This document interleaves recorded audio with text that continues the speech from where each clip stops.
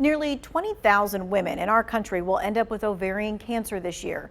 Cone Health doctors say knowing your risk factors is important for prevention. WFMY News 2's Sydney Moore spoke with a Greensboro woman who's now navigating life after being diagnosed. At 69 years old, Jo Marsom has a zest for life. We've hiked Hadrian's Wall. We've hiked 200 miles on the Appalachian Trail. We've hiked the Grand Canyon 7 times. So much so, her husband stands ready to book a trip. I have to be very careful what I say, because if I say, oh, that sounds like something fun to do, next thing I know, he's already made reservations to do it. Living life to the fullest is important for the Marsom family. Glass half full kind of person. I'm very optimistic. Especially after learning Jo was diagnosed with cancer in 2022.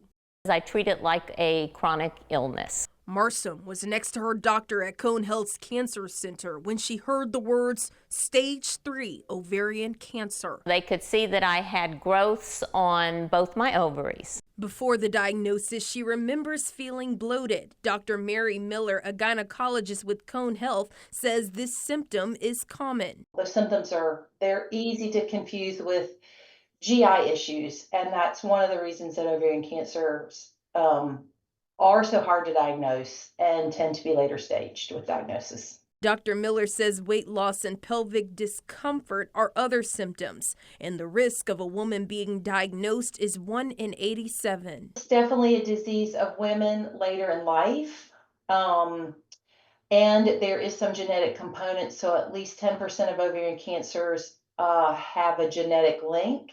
So knowing your family history and talking about that with your provider can be really important. Marsom went through 3 to 4 rounds of chemotherapy. At one point, she didn't have much energy, so family and friends would come visit her in this library room. They'd come by and they all would bring me food and flowers. The library room, which is connected to her home, was and is her safe space. This is my chair where I would sit. This is Jo's chair, and I would sit here when I was sick and going through treatment. It will forever hold a special place in her heart, where she would not only accept visitors, but read all day, every day. I could just read and I would go away. I wouldn't be here anymore, and you know, it would be so good.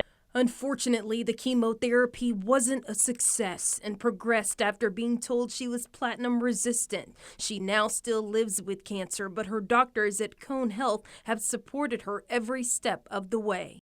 Dr. Tucker, I mean, she's great. I mean, and she stays updated on the new treatments. Since that time, I'm being managed with an anti-estrogen pill, and I get checkups every 3 months. She also makes sure she sticks to a healthy diet, spend time with loved ones, and read in her favorite room. And I'm going to stay positive about it, and I'm going to do a lot of fun things. I think we can all take a page out of Marsom's notebook. When life tries to knock you down, you get back up and keep pushing on. I'm lucky to be here. In Greensboro, Sydney Moore, WFMY News 2. Gynecological cancers are often referred to as silent, with really subtle symptoms that we just heard about. It's important to know the risk factors, how to recognize possible symptoms, and then when to contact a healthcare provider. So right now, we're going to continue this conversation about gynecological cancers and ovarian cancer with Dr. Kelly Leggett with Cone Health Center for Women's Healthcare and Vice President of Acute Hospital Clinical Services for Cone Health. All right, let's just start kind of with the basics, because this is a scary topic, especially when you hear that it is the silent cancer. Let's start with explaining what these gynecologic cancers are and why awareness is so very important. Yeah, there's actually a lot of complexity to gynecological cancers because there's 6 different aspects of your reproductive organs that could get cancer, starting with your vulva, your vagina, your cervix, your uterus, your fallopian tubes, and your ovaries. And each of those can have distinct cancers with distinct symptoms. So it's really important to understand your body and talk to your doctor about your symptoms so that they can help you delineate when you need to have testing done and when you need to come to the doctor. And Dr. Google is not your friend. And so it's really important to have a gynecologist that you trust that can actually do an exam and answer your questions, because it can be really confusing if you think about all the different aspects that could go wrong and have a problem. You want to be able to have someone you could do a thorough exam and order the correct diagnostic tests. Approximately 108,000 women will be diagnosed with a gynecological cancer this year in 2024, and about 32,000 will die. So there's definitely a lot of opportunity for increased screening and treatment early. So that's why it's important to go to your doctor.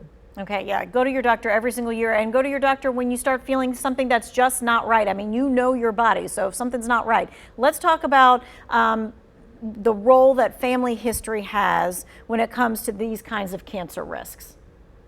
Yeah, we're learning more and more each year. When I first became a doctor, there was almost no hereditary risk factors.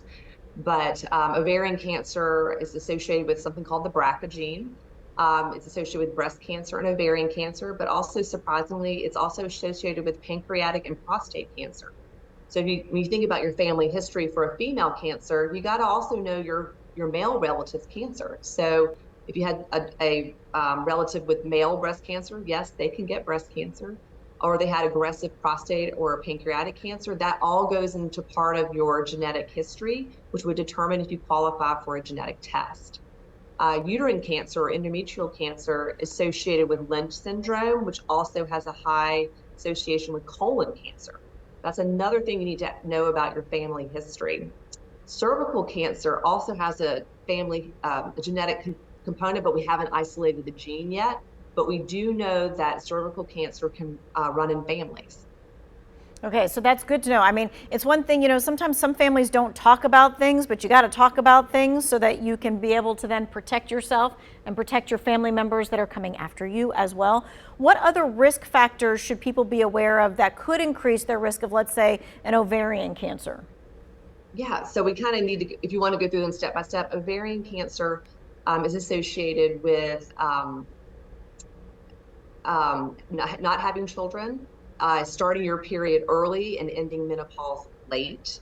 It can also be associated with infertility and also infertility drugs or infertility in general. So if you have some of those problems, then you also make sure your doctor knows all of that, and then keep that in mind when you start having symptoms that could also be if you have these risk factors. Fortunately, there are things that protect you from ovarian cancer, and that's use of oral contraceptives, having a tubal ligation and having the ends of your fallopian tubes removed. So now we know a lot of ovarian cancer starts in the edges of the fallopian tubes. So if you have a sterilization, make sure your doctor removes all of the ends of your fallopian tubes. Having pregnancies and breastfeeding can reduce your risk of breast cancer as well. Gotcha. I'm sorry, ovarian cancer. Okay, yeah, no worries. All right, so what we're going to do is we're going to be talking about some of those subtle symptoms of ovarian cancer when we come back. We've got a lot more stuff to unpack. We're going to take a quick break, and we'll be back in just a moment.